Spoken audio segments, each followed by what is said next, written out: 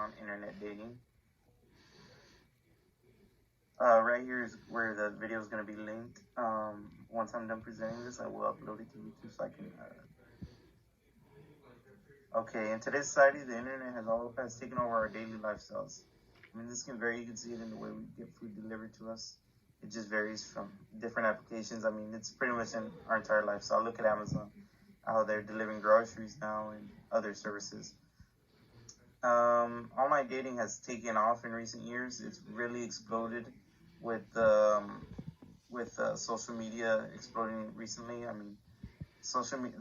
One of the oldest social medias that we have would probably have to be like Facebook and Twitter, but I mean, social media hasn't taken off until just recently. I mean, it's all over the world. I mean, especially in politics, you see it every day with Mr. President Trump and other high-end officials as they use Twitter to reach out to the masses. It's quite amazing, honestly, how far everything's come.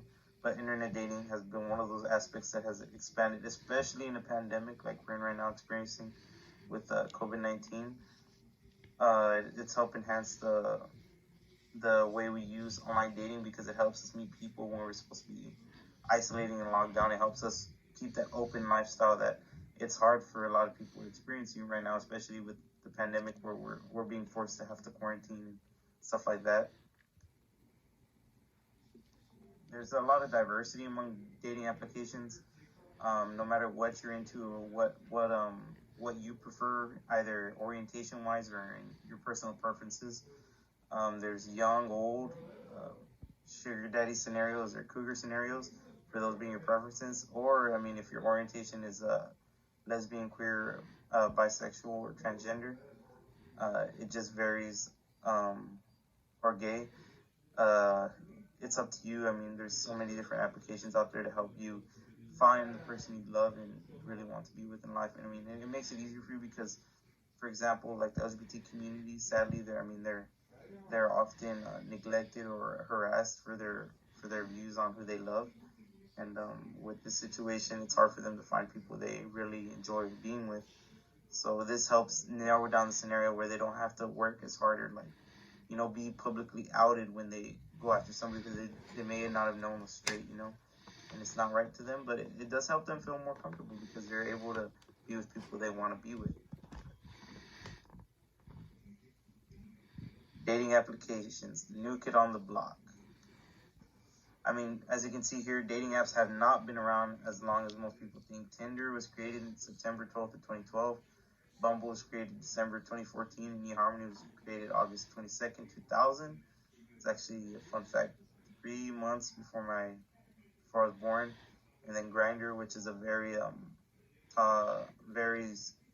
it's a dating app used mostly by LGBTQ people, and it's created March 25th, 2009. I mean, there's many different apps for certain people, and it's kind of crazy to see, especially with me. I knew that online dating is relatively new, but I was thinking new meant like 1990s. I did not know that it meant as recent as the 2010s, the era, So it's quite amazing to see how everything's taken off in recent years, especially with it blowing up the way it has with Tinder and Bumble. I mean, those are the two sought after dating apps for younger couples. eHarmony, Match.com, those are all companies that are still going strong to this day for the older, I guess like 30s, 40s-ish generation. The pros and cons to online dating versus in-person dating. Online dating, like I said, is very accessible if you have a smartphone, computer. I mean, you're able to start matching up with people as soon as today. I mean, it's very simple. In my next slide, I'll showcase the steps on how to get started. It's a new age meeting. I mean, compared to the old school, let's go to the mall, and then you see like a very pretty girl, and you're like, I'm gonna talk to her. It's not like that anymore. I mean, there's a variety of people on there. You're not just meeting, the cookie cutter. You get to meet a wide variety of people, shape, sizes, age, gender, all your preferences. I mean, you get to really thin out what you prefer and what you want, and it helps make meeting up with somebody more accessible. Like I said, it filters the type of people you'll meet. In-person dating, you have to be very active socially. You have to be sort of a busybody, which is kind of, for some people, it can be very tough if they have social anxiety issues or other issues where they're quite nervous with themselves, so it can make it very tough. Like I said, it's very traditional and old school. I mean, a lot of people struggle, especially in today's society, with the expansion of the online and the internet, where we don't have that face-to-face interactions as common as we used to. It can be very hard for people who have not developed that sense of communication to be able to go up to somebody and ask, hey, you want to hang out? Especially with the sense of rejection, it's very hard. But like I said, it's the online dating process. In this scenario, I'm going to use Tinder as a source, as I created an app just to see how easy it was for a beginner like me. So what I did is, first off, I created an account. You add pictures, profile, and you verify your account, which also helps against catfishing, which is one of the main things many people struggle with when online dating. They're very scared of getting, played, and it's a common thing to be nervous about. But I'm here to prove to you that they have advanced past that step where it's very hard to get catfish. You begin on Tinder. You begin by swiping either right if somebody interests you, or left. And you can do this. I mean, if you get, like I said, you know how most things are. You can get memberships, and you can have unlimited swipes or limited, and it doesn't matter. But if you swipe right, you try matching up with them. And if they swipe right on you, it allows you to chat with them and tell them, hey, hit them up pretty much. And then if you go to the left, they don't interest you, so it just goes on into the abyss, I guess you could say. And if you match up with somebody and you speak to them, you can get to plan to meet up with them in person, or just talk to them, feel them out, see how's this gonna work out. It helps you make decisions a lot quicker than going on like 1, 2, 3 dates before like I'm not really feeling it. It really depends on how you feel.